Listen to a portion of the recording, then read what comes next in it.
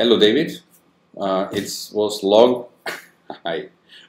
We had some troubles by starting this interview with video quality and with other things, but now we hope everything will go on very good. It's been quite a long time that we were talking in this way, especially about your companies, because you have two different companies. One is the VPN service provider, and the other is the VILFO-Router company. So you're producing on VPN routers, or more or less it's also a software product, but we will talk about this later maybe. And yeah, it's been quite a long time about that, and I'm sure there is a lot of updates that we need to discuss. We were also asking our audience about that we have some interviews, so maybe at the end or while we have this discussion, we will also talk about some questions from our audience. Yeah, how do you feel? Everything fine? Yeah, super nice, more or less. Since our video is working now, I feel much better. And it's recording. For noting the audience, we started already, but the record was not on. Okay, we are not specialists in this, right? So we are special. We have talents in different spheres. Okay, I would say let's separate a little bit these topics. Let's start with VILFO routers. I think there was a lot of changes since we have met. You updated from the old firmware version to OpenVRT as a basement of the system. You changed you changed from a hardware distributor to a hardware and software distributor. Maybe you can also say something about that. And yeah, what do you say? What has changed in VILFO during the last year? Yeah, so we've been quite busy reworking the company and our offerings towards users. And just like you say, we previously only sold the VILFO VPN router, and we sold it for roughly 499 euros. What we have done now is that we've understood that we want to consistently be able to provide good software updates for customers, because we have long-term relationships with all of our customers. We talk to a lot of them on a daily basis, understanding their needs. So what we have really done in terms of changing our pricing offerings is that we have decreased the price on the actual VPN router, but we have introduced a subscription. So it is possible to only purchase the VPN router and then have it free subsequent years, but the functionality will then be more limited towards if you pay for one of the subscriptions. So we have done that because we want to be able to consistently provide software updates and features that users want and request. And that's not typically possible, which is what you can see with a lot of other vendors. They release hardware products like several hardware models every single year, but they very rarely actually provide any software updates. And if they do, it's mainly security vulnerabilities. So what we want to do is we don't want to force our users to consistently purchase new hardware. We want to make sure that our users can use the hardware they purchase for multiple years. And that requires us to be able to have the resources to be able to do that, requires a subscription. So we'll just consistently provide features and updates to the operating system. And one of the other changes that we have done is that we also allow our software to be installed on other hardware than the hardware we sell. So some users want to have 10 gigs interfaces on their hardware. That's now possible. Some users want to have a different processor, and they think that that's a better option. Some users want to find hardware that's cheaper, but they want to use the VILFO software. That's also possible now. So we've really listened to our users and understanding that we as a company can't we can't offer all of these different hardware options the users want, and we don't want to provide the lock-in of forcing users to purchase our hardware if they already have hardware, or if they prefer different attributes. So right now it's possible to just subscribe to the software and have it in and installing the software on their own hardware. We're also intending on creating partnerships with other hardware distributors that will allow WILFO OS to be pre-installed on other hardware in case users do not feel comfortable installing the software by themselves. Mm-hmm.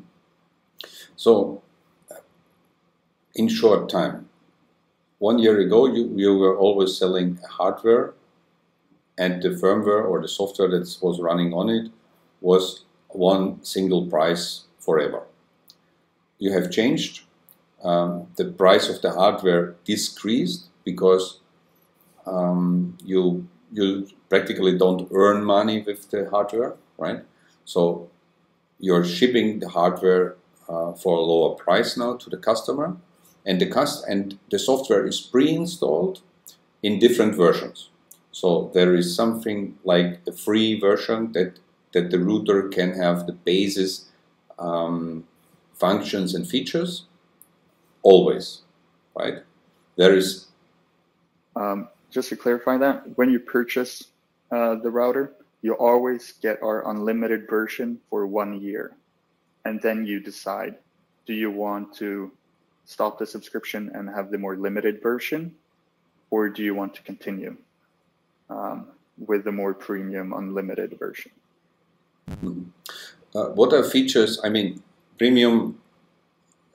First of all, the people who are buying then the premium subscription, they are supporting your company. That's one thing, and they're supporting a company that is ongoing, updating the hardware. You believe that the hardware can, first of all, that their system, let's talk about the router system. The router system will work very long time in their environment. So you will provide them with updates. What else will come? I mean, is there some features planned that are really useful, or I don't know. I know we were talking last time about firewall features, quality of service features, I don't know, whatever. Yeah, right.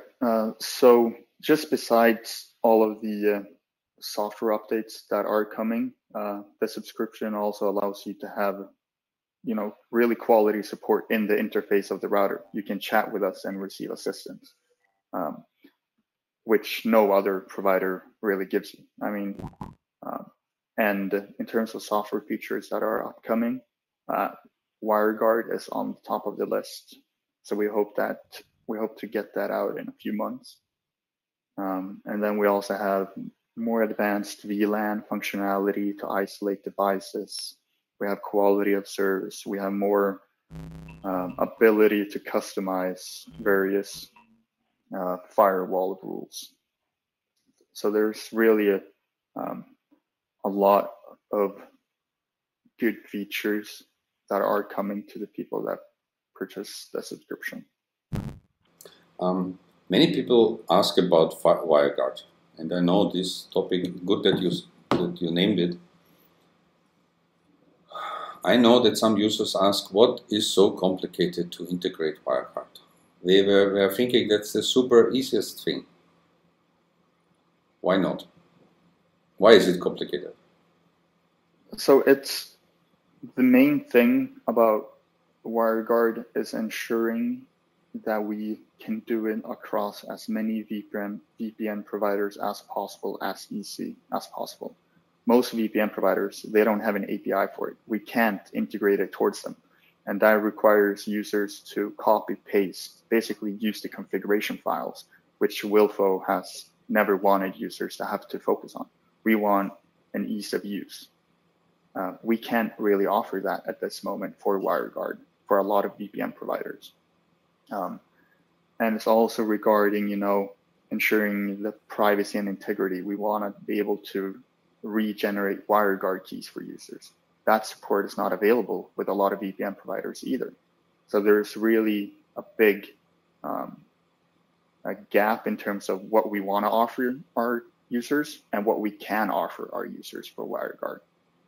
Because, but I think this gap will never be. How? I mean, WireGuard is a super nice standard, very easy to use, but it's missing some things like address application, internal address application, and so the providers start making their own versions out of that. Yeah, I mean, some call it still WireGuard, some even give it a different name, but there is a lot of different versions. How to get the dynamically addresses from the server? That's a problem, right? So I think this gap won't be smaller, and I mean, can't that be? The providers are also interested to work on your router system. Maybe we will come sooner or later if it's available, and they will say, "Come on, we are thinking about that. We have here APIs. You can simply integrate this." Is it complicated to integrate different authentication processes for different providers? Most probably not. I'm not sure. But I mean, everything provides overhead and different variations of complexity. But yeah, it's definitely going to be an issue integrating some of the VPN providers that have done changes to WireGuard. At this moment, I'm not sure if we're going to be able to integrate NordVPN for WireGuard, for instance, because I mean, they don't allow people to use third-party clients for WireGuard. And if that's the case, we can't really integrate them. So those are the sort of limitations as well. But we also know a lot of users want to use WireGuard. We want to use WireGuard. And WireGuard is coming to Wilfo. It's just taken longer than we want. And we've waited to be able to get access from some VPN providers. So what we really landed on is that we will integrate it for the VPN providers that have the API, and then we'll just have to accept that some VPN providers will be copy-paste, and it won't be as nice an interface as some users are accustomed to. You published 2-3 weeks ago, or you have told me a press release, or you have sent me a press release that you published. It was about that the new VILFO system is applicable on different hardware. I said, okay, come on, I want to see it immediately and make a tutorial how to use it, right? Because I'm very sure a lot of people will try out in any way. And then he said, come on, let's wait until the installation process is a little bit easier. When this will happen? I think the installation process is fairly simple right now, but as we've just released it, we've wanted to wait a bit before making videos because there are some small things. Changes. Okay, so it's not a problem. It's just you are just carefully, because if you change some things, then the videos are out of date. Yeah. There aren't any major things that we feel right now that needs to be changed. There are some minor things that we'll look into, but it's pretty stable, or it's very stable in terms of installation. Okay, then we will do this very soon. Many people are waiting for this tutorials, I guess. Yeah, will there be something like a trial version or something like this? I mean, if you're just offering software, you can think about software payment models. Yeah, and a software is just something that you need to install. And maybe in this case, is there something like a trial, 7 days for free, or is it possible to install it and use it limited, or how is it? I didn't see it, so that's why. So right now you have to purchase Wilfo OS, but we do have a 14-day money-back guarantee. So if you purchase it, you're not satisfied within the first 2 weeks, send us a message. We'll refund you. We'll disable the license code that was given to you during installation, and you get your money back. Okay. Okay, good. Yeah, we will try it out soon. You said the GLI hardware, for instance, will work. I'm not exactly sure about GLI yet. It's what are the requirements? What are the requirements? Let's say like this. It's currently x68 based, so it's mainly Intel hardware right now. But we are going to rapidly expand that. One of our main goals is to get the Flint router working properly, the Galena Flint router working properly with VILFO-OS, but also other ARM hardware. So we are going to compile a list of hardware that we have tested and verified it on, so it's easier for users. But users are also very welcome to send us a message saying, I have this hardware model, will it work? And we'll do the research and ensure that yes or no, it's compatible. Okay. Okay, so people who are interested should write, more or less. Okay. Ooh, I think VILFO is, we see sometimes a lot of attention, or how can I say, we see from our audience that the attention from the audience sometimes is very strong on VILFO. Then not so many people are looking for VILFO anymore. They are looking for different vendors. Many people are waiting now that, I don't know if you know the internet router from AVM, Fritzbox. I don't know if you ever heard. This is very, very popular in the German market because it's the preferred internet router from the main telecom or internet companies. And so it's super popular. And they will bring an update for some models as well with Wireguard. The interesting thing is, that would be super good for the users, of course, because they don't need to change anything. And the AVM Fritzbox is something like a microcosmos. So you have your local telephone system in this. It's streaming possibilities. They have route access points and repeaters and a mesh network. So it's like a microcosmos somehow. So for these users it would be very great. But the very interesting thing is, we were testing this firmware update 1 month ago, and the maximum speed was really awful.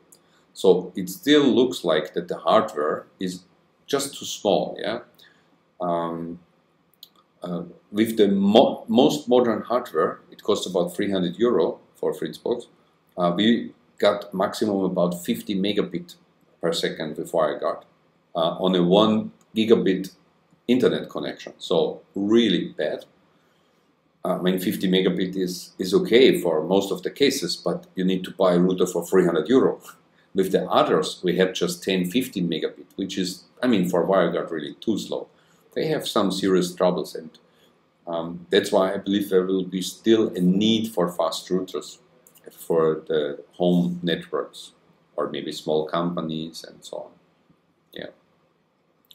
Okay, so we expect to try out the new VILFO software, and we'll publish this information soon. And everyone who has questions should ask about on your website you're supporting. Let's talk about OVPN. There was also a lot of changes.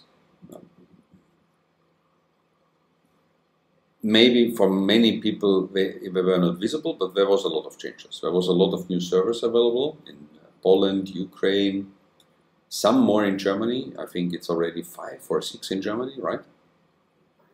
In Germany, I think we have 7 probably now in 3 different cities.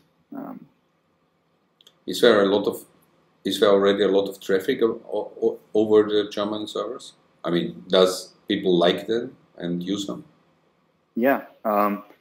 people are able to reach really good speeds.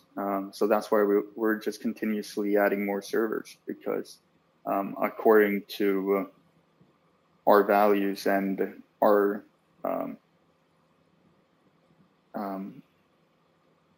promise to customers, we add servers when a data center has reached 60% capacity. So that's why we were continuously adding more, because we reached that, because more and more German users are coming to our service because we're faster and we have a closer relationship to customers if they want it. And we continuously listen. So I think that we're going to be adding a lot more servers in Germany. We added more servers to Austria as well. So there's really, as soon as we reach the 60%, we ship new servers and install them. It's also important you are shipping your own servers. So that means you make configuration on the servers, you are testing everything on the hardware in Stockholm, Sweden. And then DHL or any of this distribution company will bring it there and you integrate it. So you're not renting servers. That's why you cannot add 50 servers on one day, and it doesn't make sense, because you really take the hardware, you are maybe do it even by yourself, the hardware together, you're buying components, whatever, and then you're shipping this hardware, proven and checked to the place, and the hosters where you renting more or less just the space and an internet access, they do this for you inside. And they will give you a message, we did it inside, it's now on power, so most probably you can reach it, right? And after that you continue with checking, configuration, and so on. Yeah, that's something what maybe many people don't know, because it's usual for VPN providers today and nowadays to rent servers from, even virtual servers somewhere. This is what you don't do. Yeah, and they do it because a lot of the various data center providers heavily discount, like you get major discounts if you're like, all right, let's rent 20 more servers. And it's heavily discounted, and then they just put it out. The VPN providers have no knowledge regarding what's physically connected towards servers and what's happening and the components and everything. So what our users can do is, on each actual server deployment, we write a blog post. We include photos of the actual server being installed. They can see that, all right, this server does not have any hard drives, for instance. All of our data center pages on the network tab can also click on that and see pictures of our servers. So everything is really transparent.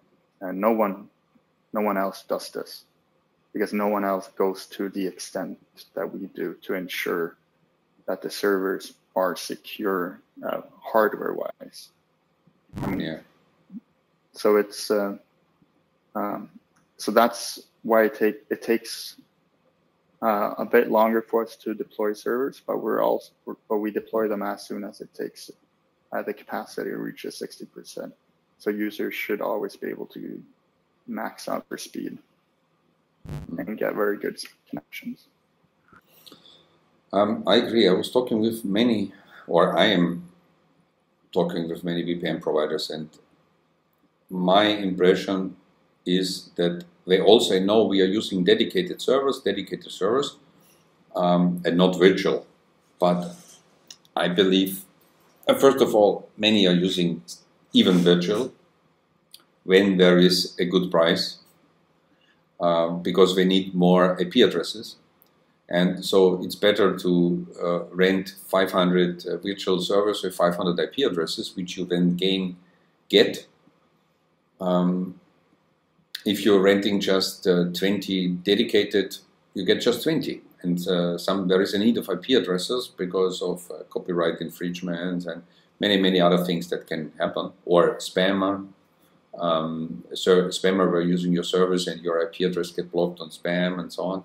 So yeah, I think, but I do remember we were in Kista in Stockholm, and we were visiting the service center, and everything was really transparent, and I can confirm this, of course. I think that's also something why many users are buying now OVPN, because they love this transparency, and they love to see that everything is working fine. At the end, it's always kind of a trust. So they need to trust, or they don't need to use any VPN. But if they're using a VPN, then they need to trust the provider. And I think many are trusting you because everything was always transparent, and yeah, that's super cool. Some people ask me in Telegram why you don't have servers in Russia. So the main reason for Russia is that when we've investigated the possibility of deploying servers to Russia, the laws are not suitable for our service, because our research so far has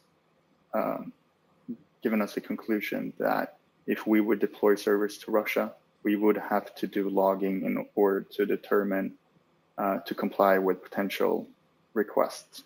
And that's not something we're willing to do. The same thing applies to Brazil. The legislation in Brazil also requires logging for VPN providers. Okay, when we are talking about Russia, in Russia there is a lot of laws. Maybe the Russian parliament will even make a law that the moon should not move 28 times every 28 days around. It should go more often. Yeah, they are doing many things, but everyone expects that it will not happen. So I just want to make clear, I can confirm you from our contacts and from VPN providers I know, which are operating servers in Russia, even many servers in Russia. They say, yes, law is one thing, but no one, first of all, is controlling it. No one is executing it. Yeah, this is the typical situation very often in Russia. The government makes some laws, and everyone says, okay, I know this law exists. No one cares, right? That's why, of course, it would be possible. But of course, I understand also when you just take a look from outside and you're thinking, oh my God, what will happen in Russia then with my server? Will they seize the server, and what will happen? Yeah, in this case. But I think there is a need. I mean, some people trust Russia more than New York or America. So that's why.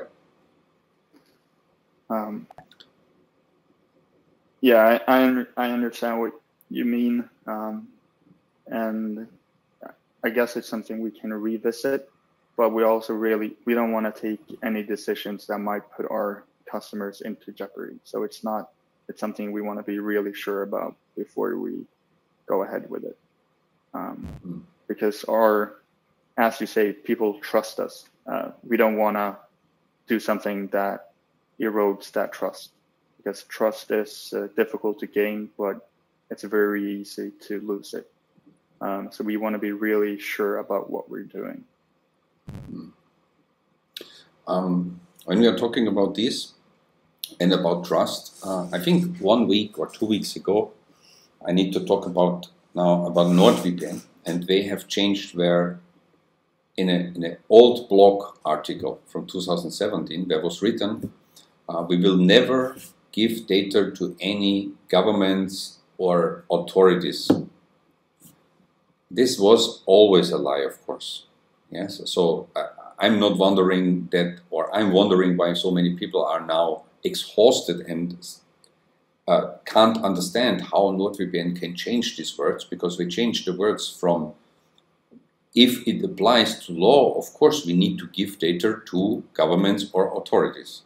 You cannot say something like that. We will break all laws to protect our users. You cannot say it like this. Yeah. If you do this, then you cannot use PayPal, credit cards, you cannot use any payment systems, and most probably, yes, you need to be careful, because you as a CEO can become even in front of court or be even arrested if you break obviously laws and even you're talking about.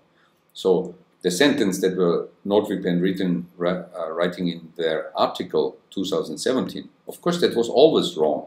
That was just maybe we were naive at this time to be able to write it. And now we fixed it and they said, no, of course not. Of course, we are not obviously supporting criminals. And if someone asks us for data, we will check it by law.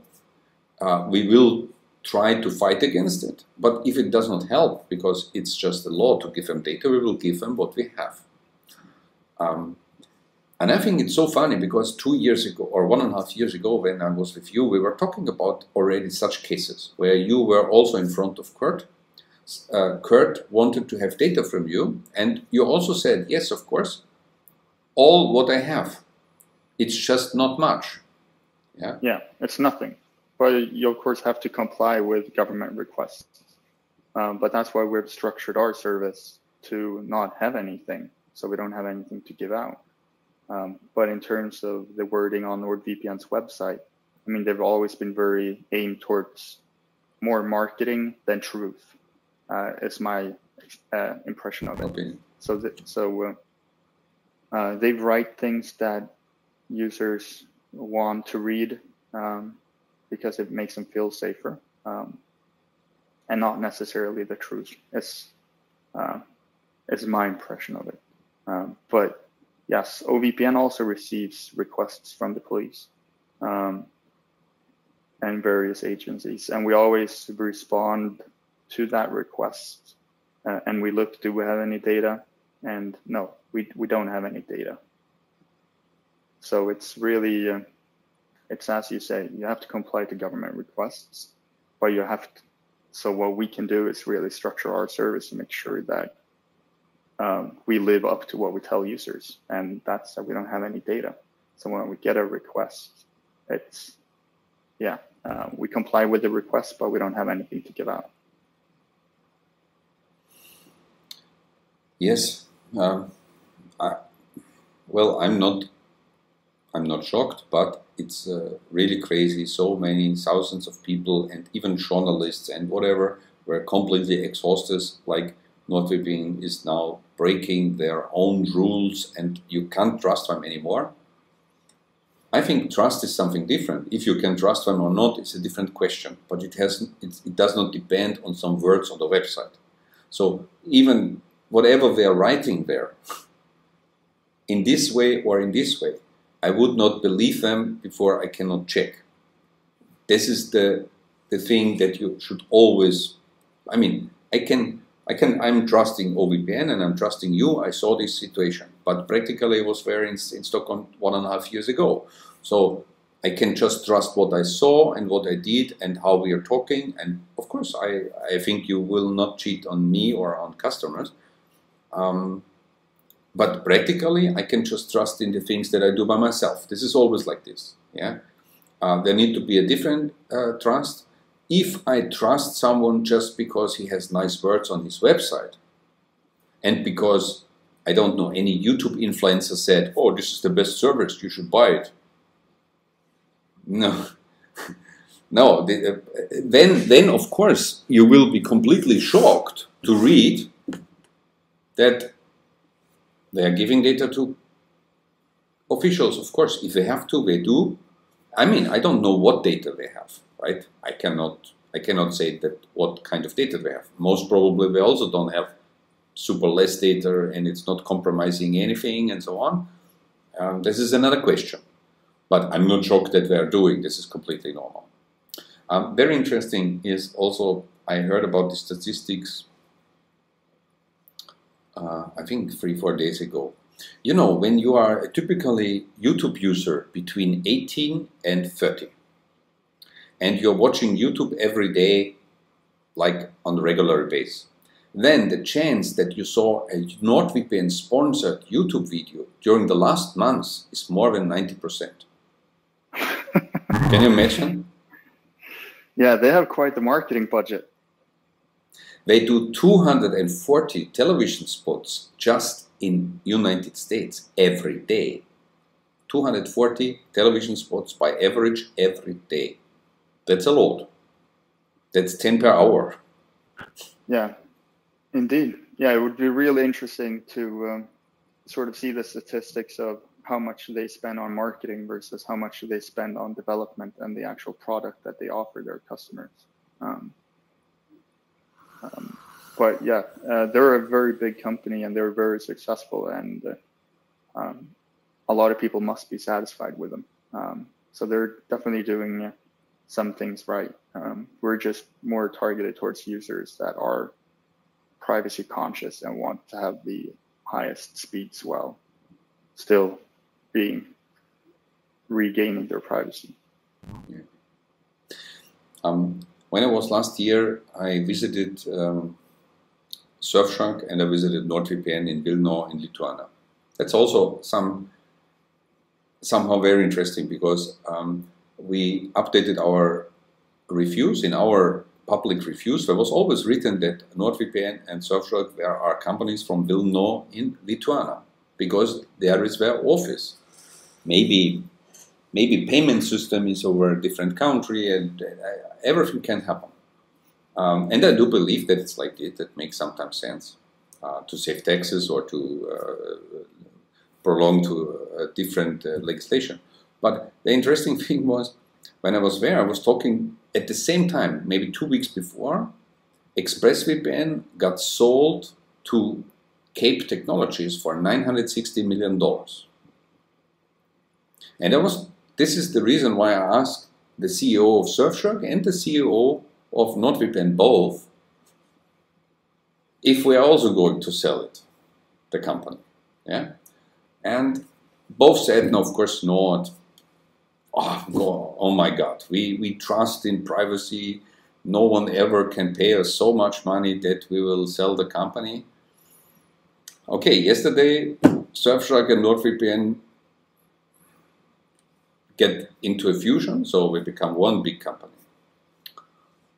In numbers, that's more than 1,000 employees now. That's easily 1.6 billion milliard US dollar revenue per year.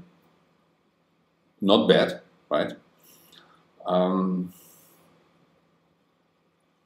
Not bad, yeah. So, I mean, we cannot, marketing companies tell you what marketing says, yeah. I understand that you are more or less like a private company. You're not a marketing company. So your company is driven by you, by your partner, by some of your colleagues that you're working for the company. You make decisions for yourself and not for the PR department, right? Do you have a PR department? We do not have a PR department, so it would be difficult making decisions for them. A marketing department. Do you have a marketing? No. No, we don't do any marketing really. Everyone at the company focus on product because we're a product company. But you have customer care. This is important, right? You need to have your own. Yes, but they're also heavily involved in the product because the customer care is our direct link to knowing what customers want and what customers are experiencing issues with. So our support is heavily involved in helping us decide what we should focus on next and really helping us prioritize the various items. So even our support is product, but they're also, making sure our customers are happy. Do you know what I think will be the positive outcome of ExpressVPN got part of T2 and NordVPN and Surfshark are together? The positive outcome will be that the prices on the market will increase. I think that's positive because Surfshark partly made prices under $2 per month, calculated on 1 or 2 years. NordVPN was cheap as well, and with more dominance in the market, they hiked up the prices. And what I expect is that these two providers, when they are now together, they will continue hiking up the price. And let's say end of next year, the standard price will be about minimum $5 per month. even calculated on 2 or 3 year subscriptions. And then OVPN is even cheaper, most probably, you know. I would understand if you also increase the pricing, yeah. Or do you have plans to increase pricing? We don't have any plans right now, but you know, the economics of the world is in chaos as well with inflations and things, and electricity prices in Europe. All of our data centers are becoming more expensive, so it's possible.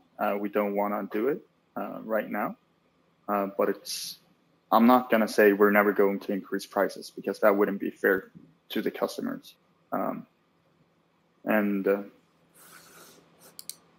We don't have any plans now.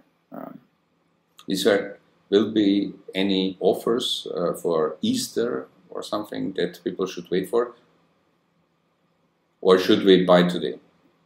I mean, we're not very big on discounts.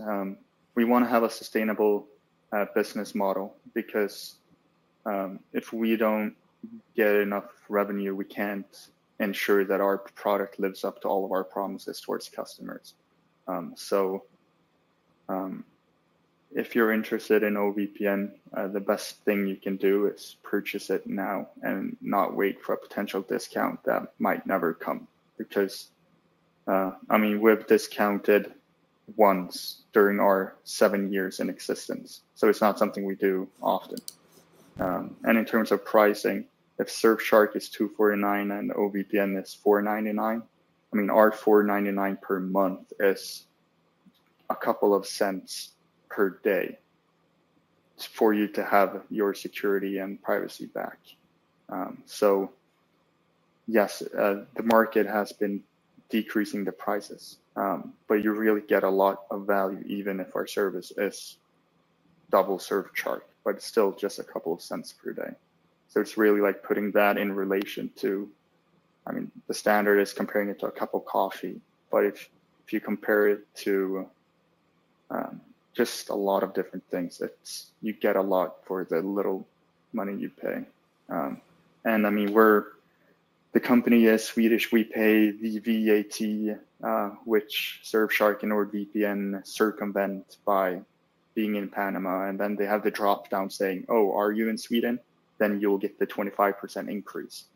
And that drop down is illegal according to European laws when setting VAT for prices. Because who's going to, hey, I want to pay a 25% premium by selecting Sweden in that drop down. So, I mean, we follow the laws. We pay our taxes. We are more expensive, but we're in it for the long run as well. And even if we're more expensive, it's still a very cheap price.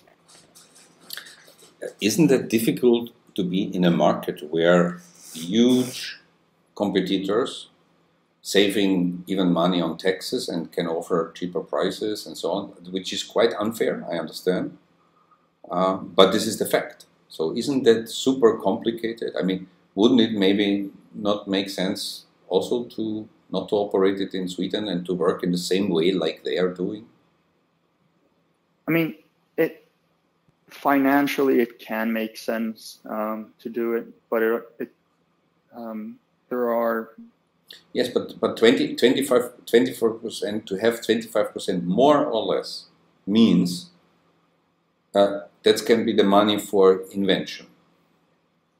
Yes, and there are two big complications with right now.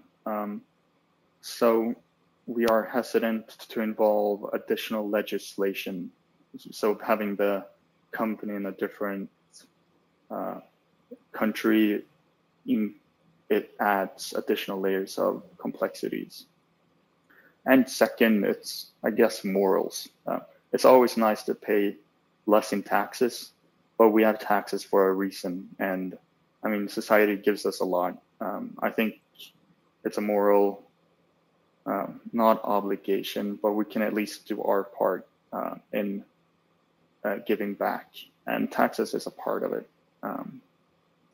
So those are the two main reasons why we haven't put ourselves in a tax haven.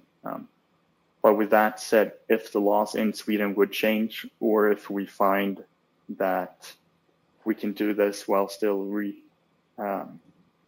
adding additional complexities and still being able to help society, I mean, it's an avenue that we're willing to investigate.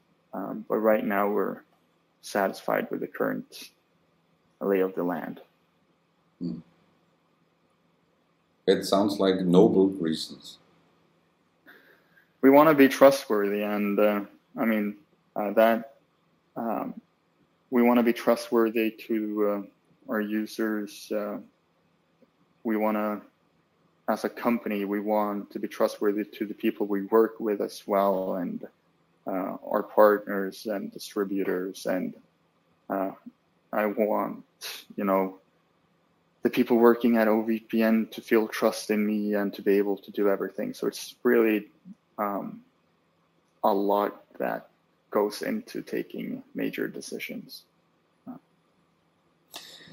When I'm listening to you and what you were talking a lot about your company, and even while I was in Sweden visiting you, we were also talking a lot about you and the company and so on. I never heard the word, or I never recognized that someone has more in his mind that all sides, all views of life depend on kind of trust. Yeah, it's the trust to partners, the trust to your children, the children should trust in you, the parents, blah. So in all ways, and this is something that I do remember when I was in Stockholm, Sweden, and after 2-3 days together with you, yes, I understood, wow, there are still some people not just believing in trust, because that can be also naive. No, some people, they are understanding that trust is important for nearly all relationships and part of our life. And we need to care, like we need to value this. Yeah, okay. Indeed. And I mean, we all have trust in each other as well, to a certain degree. But for instance, society wouldn't work if you didn't trust that the person you walked by on the street wouldn't kill you, for instance. I mean, trust is in everything, and we all have it to a certain degree. But a lot of trust is also something you need to earn, and that's what we're trying to do. That's our main focus, and it's the reason we started the company. We didn't trust anyone else because no one else was trustworthy. So trust is really important for us. Nice. Okay, we should go to questions from our audience, I guess. I'm not very well prepared, but I told them they should write me some, because we are talking already more than an hour, Time is passing by very fast. So let's check here. Yeah. Yes. We could talk forever, but when we will be poor and cannot finish our work. Yeah, that's a problem.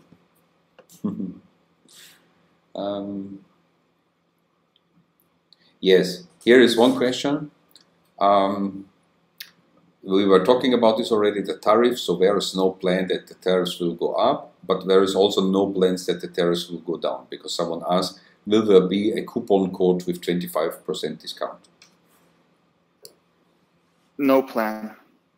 No.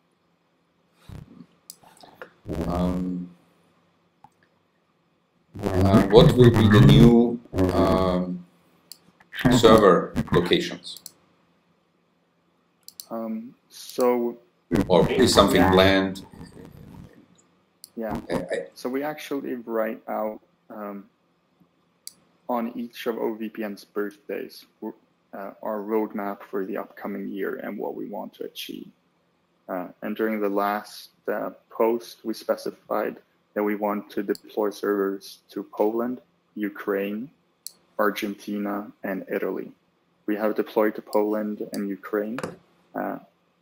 And so we have Argentina and Italy upcoming.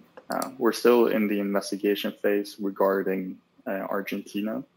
but we have 2 data centers right now that we're investigating. If you need someone to take the server and to go to Argentina with it, I can do this.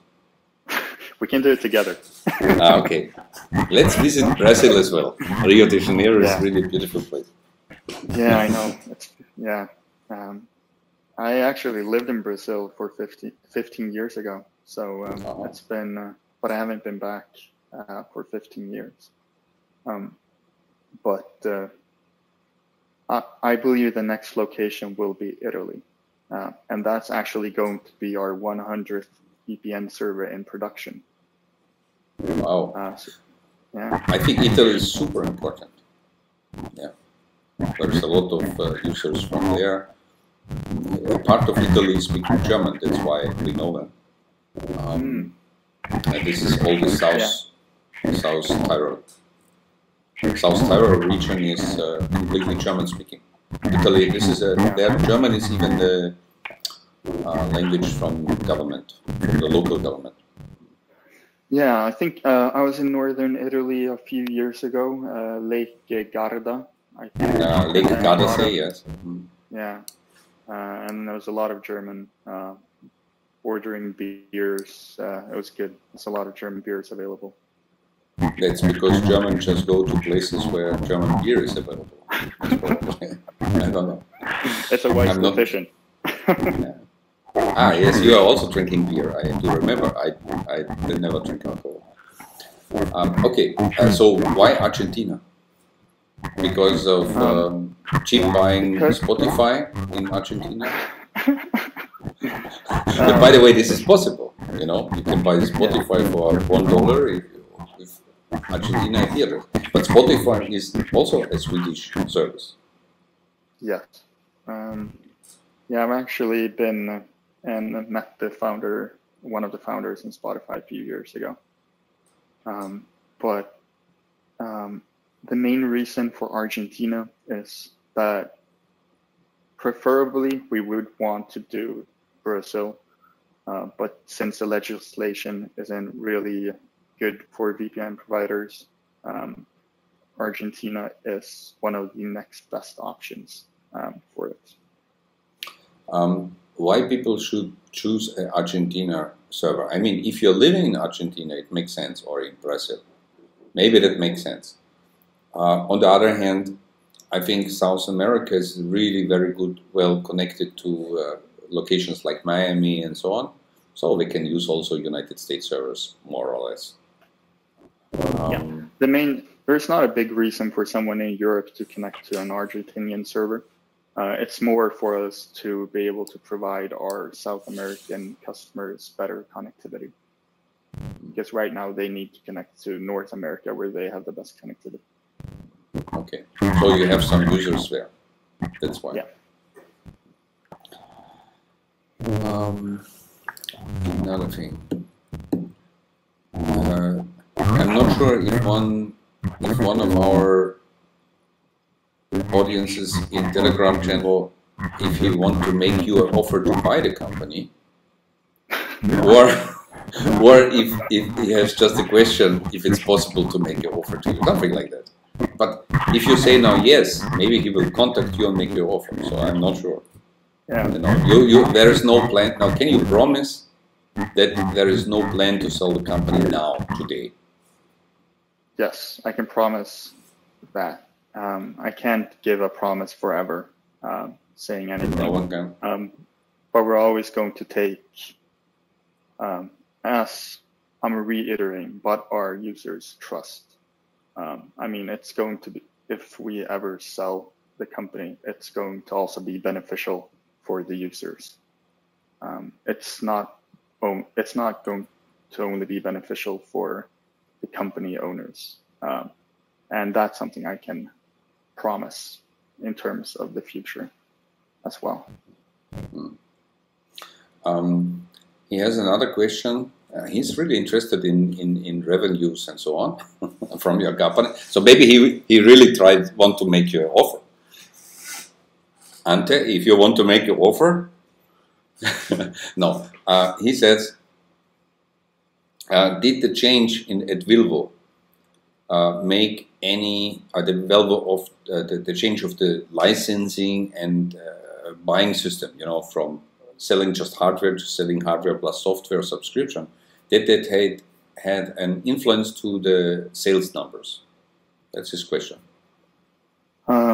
Yes, it increased the sales by being able to discount the product, and people understand the need for a subscription to continue receiving updates. So you're selling now more VILFO than before this change? Yes. I don't know, per month, per year, per quarter, or something like that, right? Yeah. Not bad. Yeah, of course, also the hardware is now cheaper, and the option to, I can understand. But I know that many users do hard to understand because they are buying this product just for themselves.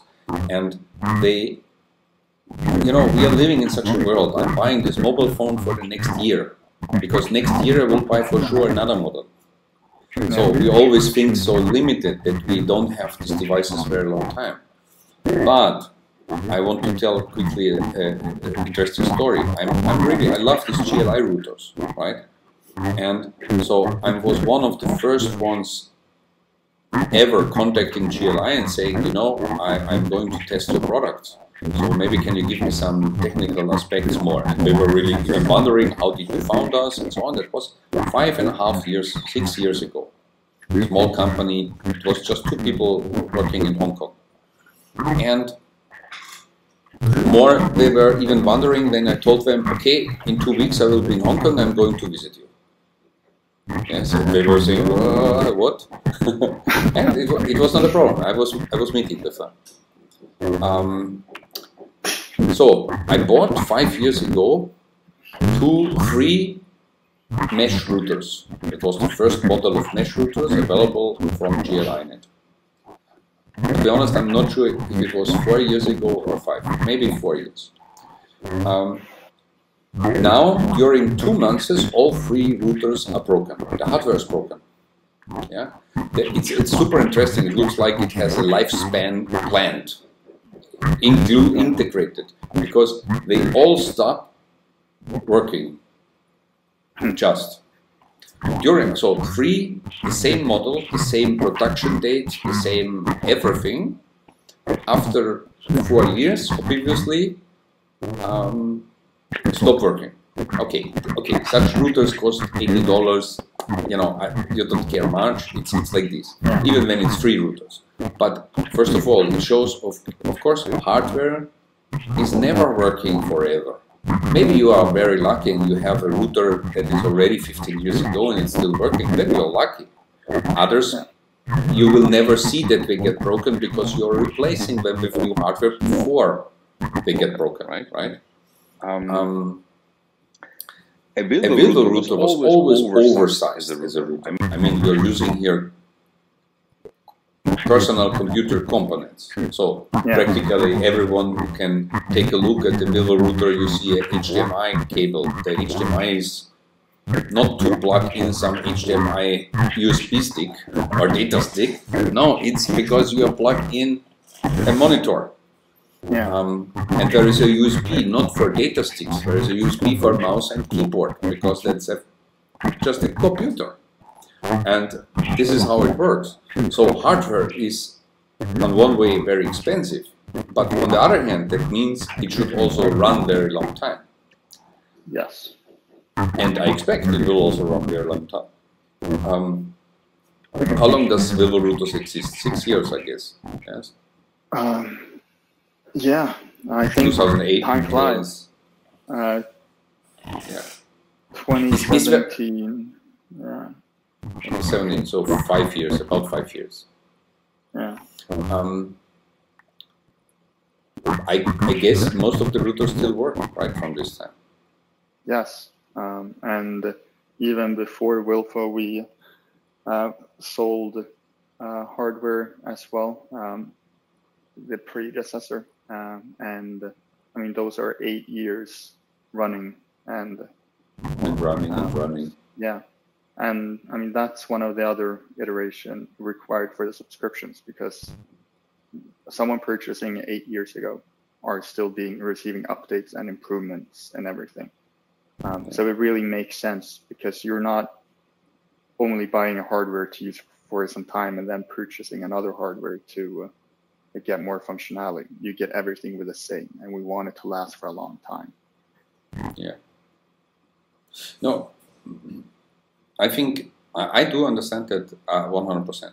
A router, I don't need a new router hardware all 2-3 years, but I would be very glad if my router has maybe more functionality, is up to date. And as we can see now, I mean, 2 years ago we were talking about OpenVPN. Today we are not talking about OpenVPN so far anymore. We are talking about Wireguard, and maybe in 2 years we're talking about a different thing or different functionality. So my device should grow with my needs somehow. The hardware itself, yes, mobile phones, of course, iPhone 1 was very small display and battery was broken soon. Of course, there need to be a new one. But as long as the hardware is working fine, I love my mobile phone or any device as long as I get updates and be up to date with to fulfill the needs. And VILFO tried to promise to do this, right? That's the thing. Yeah. We come back to this topic, but it was a user question. Yes, server in Russia we were talking about, because you don't trust Russians.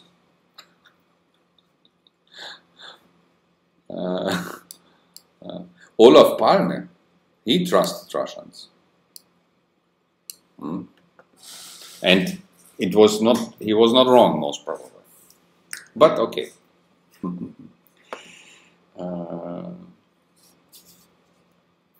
Yes, will you become? Can they trust in you? Treu.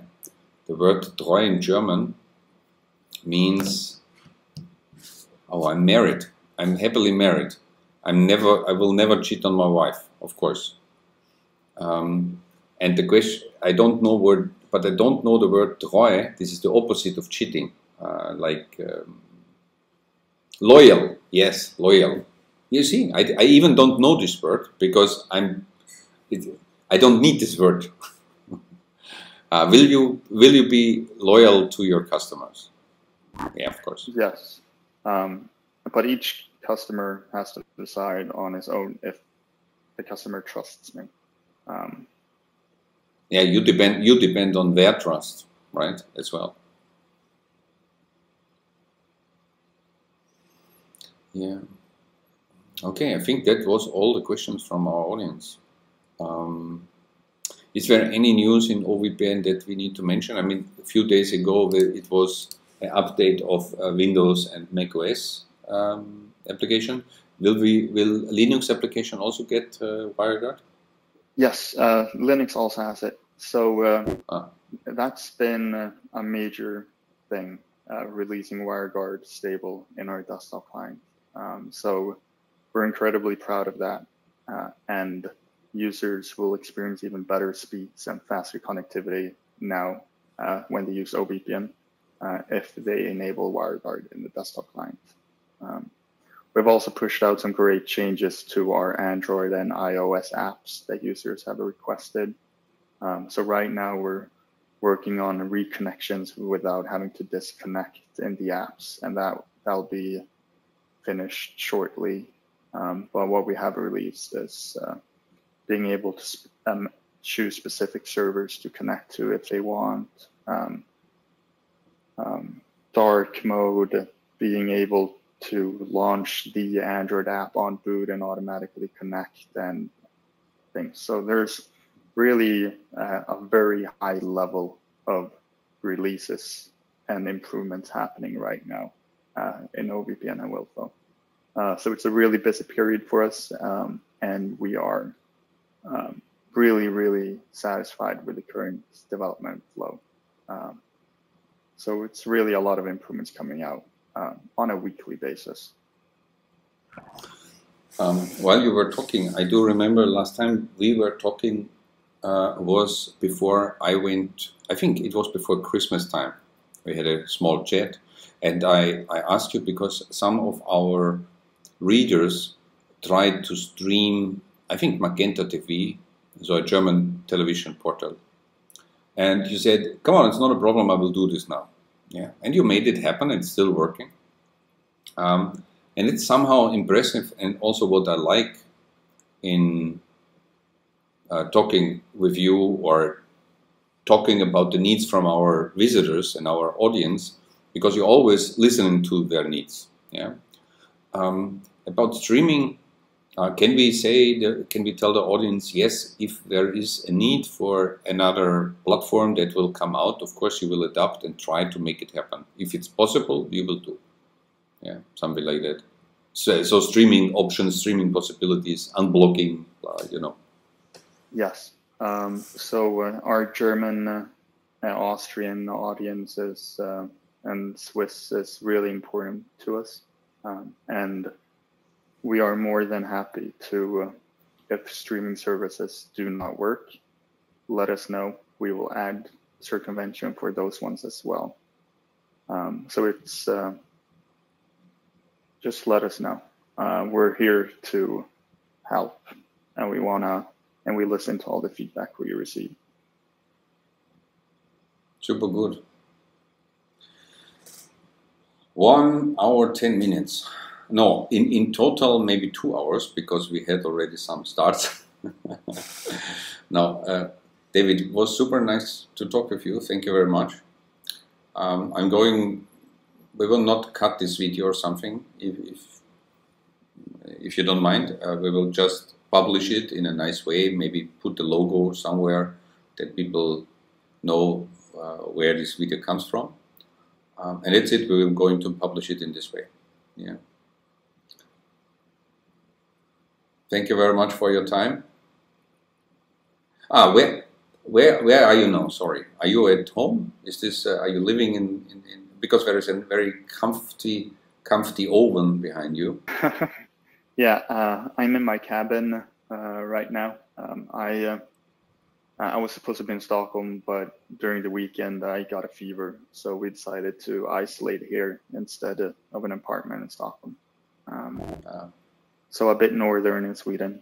We have some very nice winter. I saw a fox running outdoors this morning. Yeah, there's a lot of foxes here. So it's really, I really like being close to nature, but still being able to, working remotely is pretty awesome. Yeah, that's a benefit on nowadays, that we can work on different places. Super cool. Okay, David, thank you very much. Have a good day. You too. Bye-bye. Bye.